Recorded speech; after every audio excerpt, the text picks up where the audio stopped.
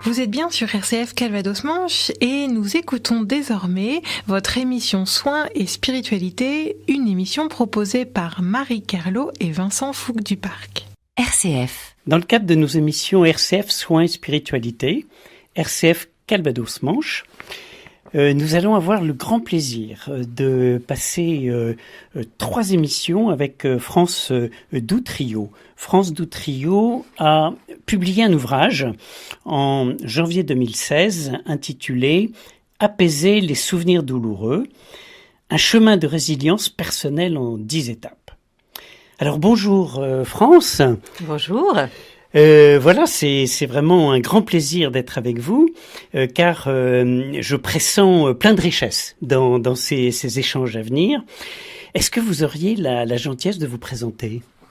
Oui, donc moi j'ai 60 ans, je suis coach, thérapeute et formatrice. J'ai créé un centre de formation sur les compétences relationnelles, les compétences de la conduite du changement à Bayeux, ici en Normandie.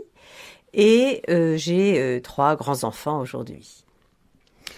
Très bien. Alors, est-ce que vous pourriez nous parler de votre parcours personnel et professionnel ? Ça nous intéresse énormément. Alors, au départ, je suis ingénieur agronome. On les appelle les ingénieurs du vivant aujourd'hui. Et donc, dans un premier temps, en fait, j'ai découvert à quel point le monde est complexe, puisque c'était une phase d'ailleurs où donc l'écologie avait commencé à émerger. C'était une phase où en même temps, là, j'ai eu un de mes enseignants qui nous montrait à quel point le résultat au bout du champ était la suite de tout aussi bien lié à l'histoire de l'agriculteur que le temps, bien sûr, quand au moment des semailles, que le choix des techniques culturales. Et puis, ça, c'était déjà vraiment passionnant. Et puis, après l'agro, je suis allée au Pérou dans une ONG, organisation non gouvernementale. Et là, c'était un grand apprentissage parce que j'avais beau avoir donc acquis une approche vraiment pour comprendre comment fonctionne une exploitation agricole française. Là, en arrivant au Pérou, tout était différent. J'avais plus une seule question pertinente. Et par contre, de passer d'une vallée à l'autre, je pouvais voir, tiens, là, ils font des choses similaires et là, ils font des choses différentes. Donc, on retrouvait la complexité de nouveau sur le territoire péruvien. Complètement. Et là, par contre, là où j'étais extrêmement choquée, c'est que d'autres coopérants comme moi, 24 ans, notamment l'un, en 3 mois, eh bien, il avait licencié tous les professionnels péruviens. Mais parce que ça ne correspondait pas aux idées qu'il avait ou... Eh bien, celui-ci, il buvait. Enfin, il y en a beaucoup qui boivent. Celui-ci, ceci, celui-ci, cela, sans qu'il se pose la question, moi, le petit jeune français, est-ce que j'ai suffisamment compris ce qui se passe là ? Est-ce que je suis pertinent pour penser qu'il n'y a que moi qui ai raison ? Oui, donc il projetait complètement au Pérou ce qu'il avait appris en France. Voilà. Et je prendrai un autre exemple. Quand je suis arrivée sur un des projets, on m'avait dit, avant, donc c'est un endroit à 4000 mètres d'altitude où on fait pousser des tubercules. Et, bien, donc, si on fait verdir les pommes de terre, vous savez elles sont plus consommables. Mais c'est intéressant avant de les planter pour faire des plants parce que du coup, les vers de hanneton non plus n'aiment plus pas ça. Et donc, je repasse pour voir si les gens continuent à le faire. Ils me disent non. Et je dis, il me semble que vous le faisiez avant. Oui. Et quand je leur demande qu'est-ce qui fait qu'ils le faisaient et qu'ils ne le font plus, on le faisait pour faire plaisir. C'est-à-dire que ce conseil qui en soi est pertinent, ça coûte rien, ça permet d'avoir moins de pertes à la récolte. Si c'est pas intégré dans le système, dans la vision du monde, eh bien, ça sert à rien. Et ça, c'était un grand apprentissage. Donc, vous parlez d'une complexité en soi du monde rural, avec un enseignement qui est un enseignement français, sur un territoire français. Et ce que vous êtes en train de dire, c'est que quand vous allez au Pérou, vous découvrez une nouvelle complexité de territoire, mais pas que ça. Également une complexité sur le plan du comportement humain des agriculteurs qui eux-mêmes ont leur habitude de territoire. C'est ce qu'on appelle la vision du monde. il y a une cohérence entre ce à quoi les gens croient, ce qui est important pour eux, et du coup leur pratique.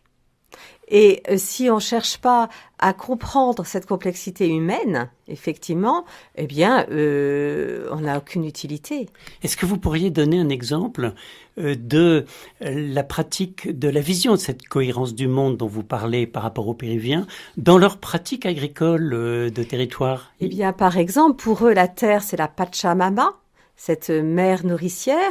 Et donc, quand on plante le plant de pommes de terre, eh bien c'est l'homme qui ouvre avec une sorte de bêche le sol et c'est la femme qui met le plant en terre en tant que symbole de la fécondité. Si tout n'est pas intégré dans ce système-là, pour eux, ça n'a pas de sens. Et ce qui n'a pas de sens, du coup, n'est pas refait. Enfin, je crois qu'il y a et dans mon métier actuel, c'est la même chose. Je découvre vraiment à quel point l'être humain a sa cohérence.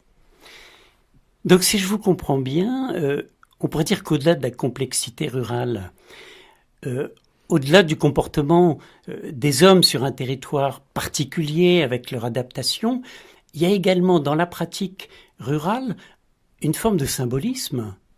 Ah, chez eux, c'était très fort. On parle d'animisme, même si donc il y a eu la religion chrétienne qui est arrivée là-bas et qui a sa place. C'est un peuple qui reste très animiste. Mais je crois que chacun de nous, on a notre système de croyance, ici aussi en Europe, ailleurs en Afrique, ailleurs en Asie. Et si on va pas vers l'autre en prenant en compte cette vision-là, eh bien, c'est comme si on n'allait pas vers l'autre, mais on impose à l'autre quelque chose qui ne va pas être reçu, qui ne va pas être pertinent pour l'autre. Ce qui est vraiment très intéressant quand on vous écoute, vous êtes ingénieur, agronome, on se rend compte à quel point, au-delà de cette spécialité, qui est une spécialité scientifique, vous avez perçu la complexité, non pas uniquement du monde rural, mais la complexité du monde en soi, et en plus, dans cette complexité du monde en soi, la présence du symbolisme incarné dans la pratique rurale. Est-ce que cette incarnation du symbolisme a un effet positif sur le résultat à attendre d'une pratique rurale ? Tout est tellement interconnecté que bien sûr ça a une incidence. C'est vraiment, et dans le deuxième entretien, je pense qu'on en reparlera de cette connexion entre la vision des choses, ce qu'on fait et la façon dont on s'y prend pour le faire. C'est ça que j'appelle cette cohérence. Et que, encore une fois, le faire verdir les plants de pommes de terre, en soi, c'est pertinent, mais si c'est pas intégré dans cette vision, eh bien, les gens vont le laisser. Donc, c'est pas eux qui sont dans l'erreur. C'est la façon dont ces coopérants n'ont pas tenu compte de leur vision du monde pour transmettre cette image-là.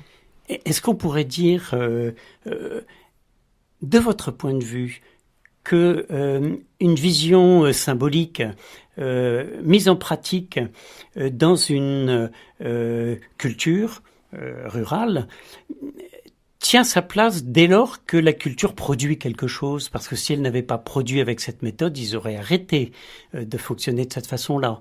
Est-ce que c'est empirique? Est-ce qu'on pourrait dire que l'empirisme rejoint le symbolisme? Alors, l'empirisme rejoint le symbolique, tout à fait. Et en même temps, pour autant, ça ne veut pas dire que tout doit être resté figé. Puisque à la fois le monde évolue et puis l'être humain peut aussi évoluer. Et c'est là aussi que sur la seconde partie de ma carrière professionnelle, c'est ça qui me paraît vraiment extrêmement important. C'est que quand bien même la personne, de par son éducation, son milieu social ou ses expériences de vie, c'est programmé de telle ou telle façon, on peut vraiment assouplir et élargir. Donc il ne s'agit pas non plus de rester enfermé sur cette vision. Regardez l'évolution de l'humanité. Il y a eu beaucoup d'évolutions et il y en a aussi beaucoup qui sont très bonnes. Nous parlerons naturellement de ce qu'on appelle la stratégie du changement, en fait. C'est la capacité à changer, à évaluer. Alors, France, grâce à vous, on va faire une pause musicale et je crois que vous nous proposez de la musique péruvienne. Voilà, c'est ce que nous allons écouter pendant quelques minutes. Un huayno. À tout à l'heure. Vámonos al Juan Cario con un vaso de cristal.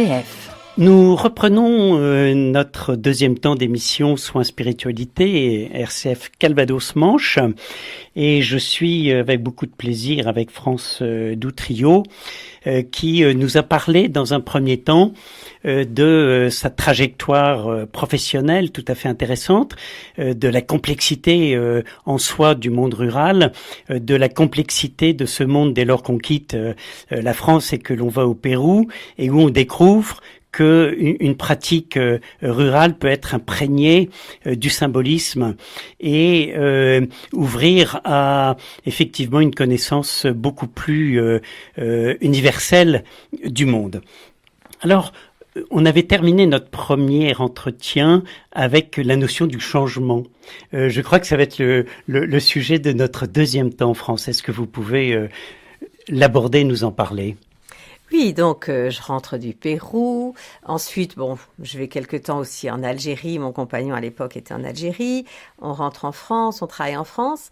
Et là, cette fois-là, mon compagnon est amené à changer de travail. Et donc moi, je démissionne et j'en cherche et j'en trouve. Donc là, on remontait dans le nord de la France.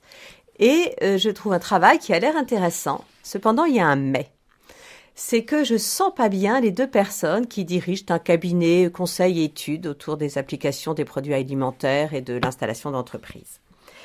Et le mais, c'est que je sentais pas bien et ceci dit, je décide d'y aller. Et très vite, je m'aperçois, oui, le travail est intéressant. Cependant, je vis mal dans cette structure.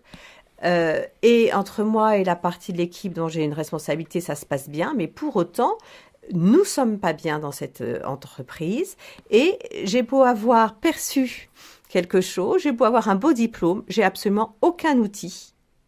Et là, en termes de compréhension de l'être humain, en termes de communication, pour pouvoir moi-même être bien et pouvoir agir là-dessus.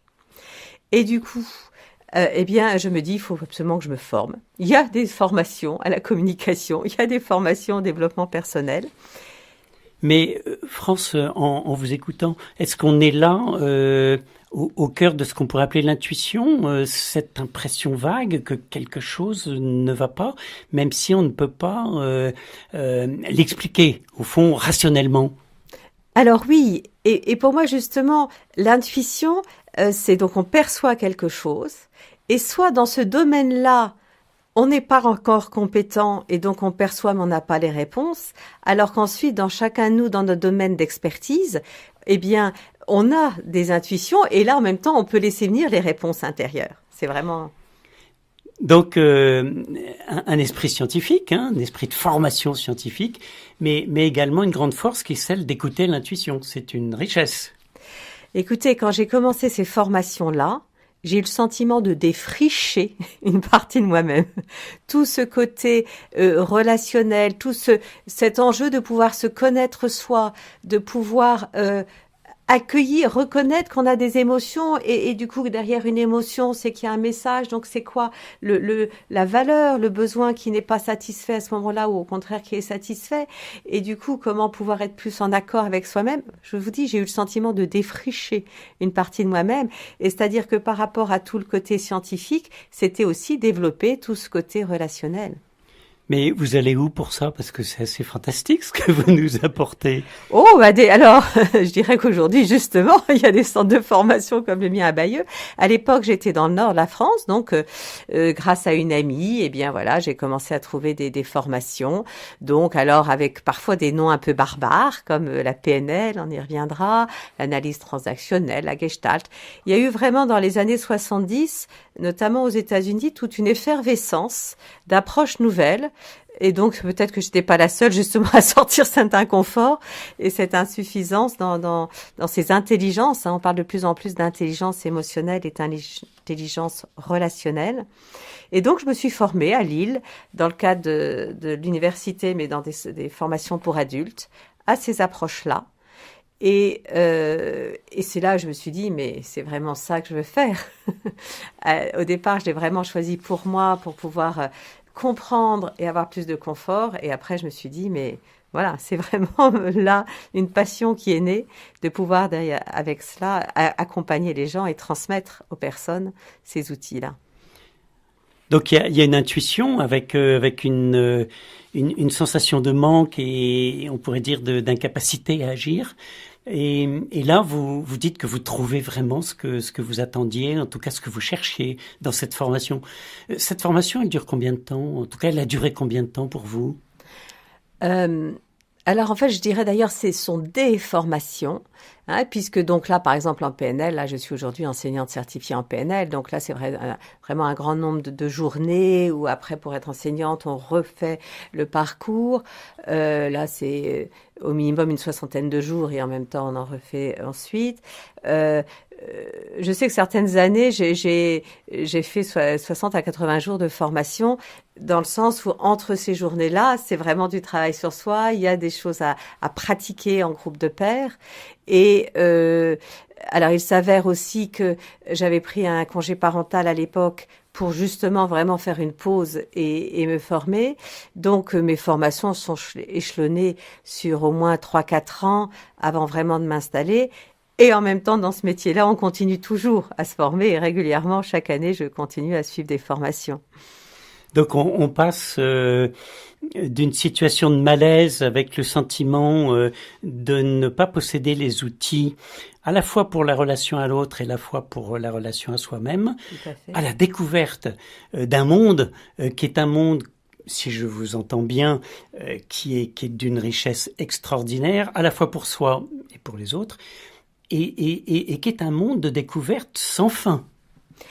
Oui, parce que justement, on s'intéresse à l'être humain et je pense qu'on n'a pas fini encore de découvrir comment fonctionne l'être humain, ce qui est important pour lui et comment il peut être en interaction en fait avec l'autre.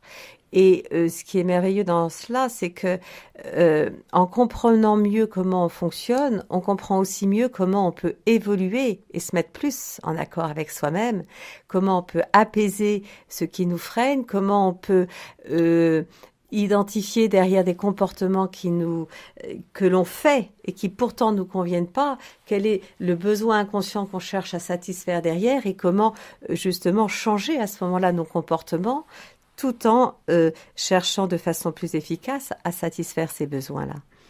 Là, on est dans la haute tradition grecque, le connais-toi toi-même, et c'est à partir de là que tu pourras connaître les autres comme ils sont, avec, je le ressens en vous écoutant, des prérequis qui sont du respect à l'autre, de la bienveillance, du non-jugement, qui est la main tendue et qui est le prérequis ou le préalable à une relation saine entre deux personnes, non ?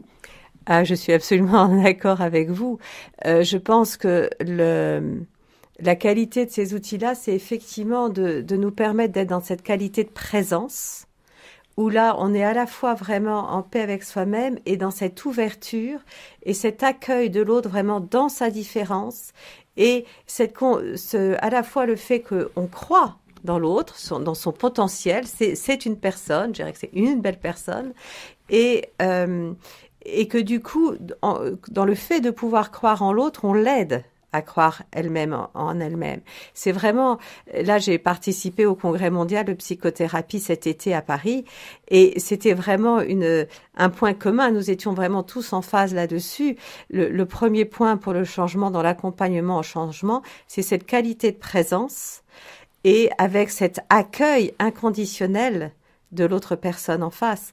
Il y a vraiment une différence fondamentale entre juger un comportement. Il y a des comportements déviants, il y a des prisons. Ici, à Caen, il y a une prison de délinquants sexuels. Nous sommes, je pense, d'accord pour condamner vraiment totalement ces comportements. Et en même temps, on ne va pas forcément condamner la personne.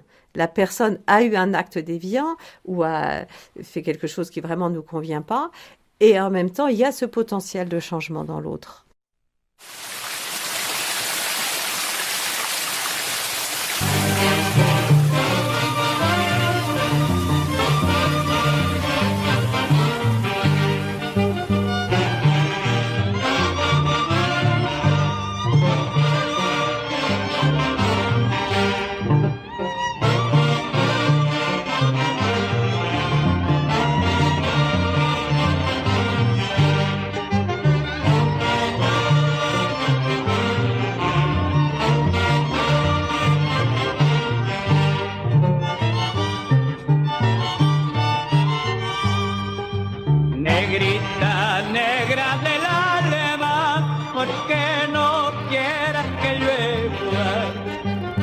negrita, negra del alma, porque no quieras que llueva. Si así estaba la mañana, cuando yo empecé a quererte.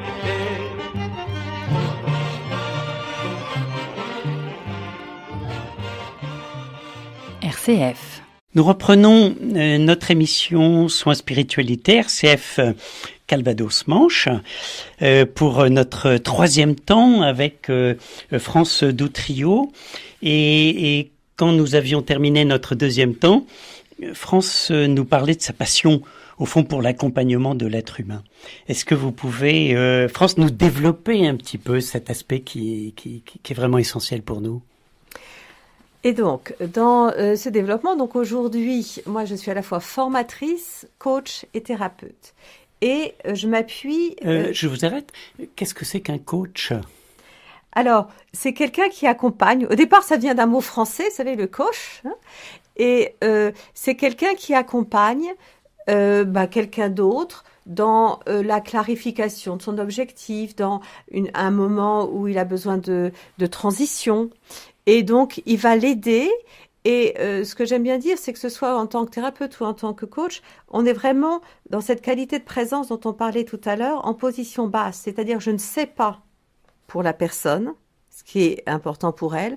Je ne sais pas quelle est la meilleure façon dont elle peut s'y prendre. Par contre, dans cet accueil et dans les outils dont je dispose, je vais l'aider par un questionnement à clarifier ce qu'elle souhaite vraiment atteindre.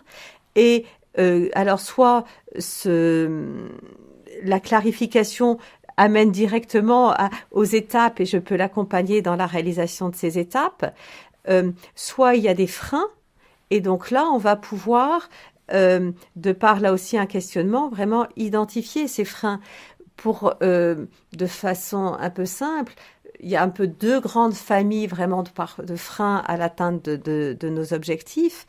C'est parfois parce que des souvenirs douloureux reviennent et en fait, dans la situation présente, j'ai des émotions qui ne sont pas directement liées à la situation présente.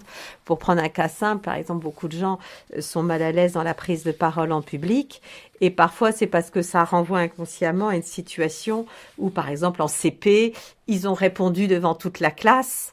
Et la classe, mon Dieu, a éclaté de rire. Et que là, c'était eux, ils auraient voulu être la petite souris qui disparaissait dans le plus petit des trous.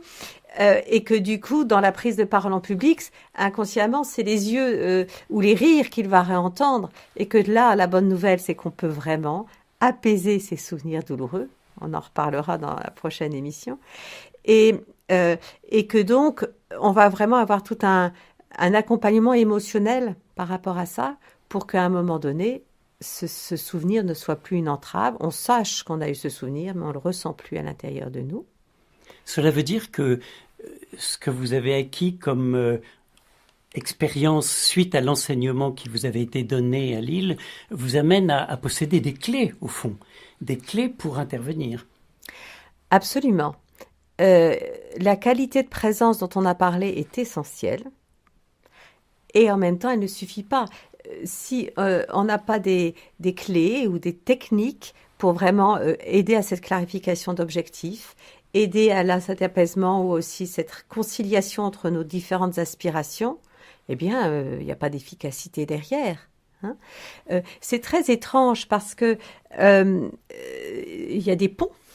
Et qu'on ne va pas imaginer de seconde que si on fait venir des techniciens ou des ingénieurs, ils ne se sont pas formés à la construction d'un pont, aux normes scientifiques pour cela. Les médecins, ils se sont appuyés sur des formations là aussi, n'importe quel métier. Et en termes de se connaître soi, nous l'être humain, en termes de gestion de soi et en termes de communication, dans notre pays, et c'est pas le seul, c'est comme si en fait il n'y avait pas de clé, comme si c'était l'évidence même. Or, on peut que constater qu'il y a beaucoup d'inconfort ou même de drames qui sont liés dans nos pays, et pas seulement dans nos pays, par cette incompétence relationnelle, cette incompétence de la gestion émotionnelle. Donc oui, moi, dans ces outils que j'ai acquis, eh bien, une émotion, ça peut se gérer, non pas en la mettant sous le coude, parce que ça, elle revient là, c'est en l'accueillant, en cherchant à identifier quand j'ai cette émotion-là, c'est parce que c'est quels critères, quelles valeurs sont satisfaits ou au contraire ne sont pas satisfaits. Et du coup, comment j'ai plus de chances de pouvoir satisfaire ce besoin. Merci France. Je crois comprendre que dans cet échange, il y a une énergie fondamentale et je crois que ce sera le sujet de la prochaine émission que nous aurons le grand plaisir de partager avec vous. Merci beaucoup et puis à la semaine prochaine, France. Merci à vous, Vincent.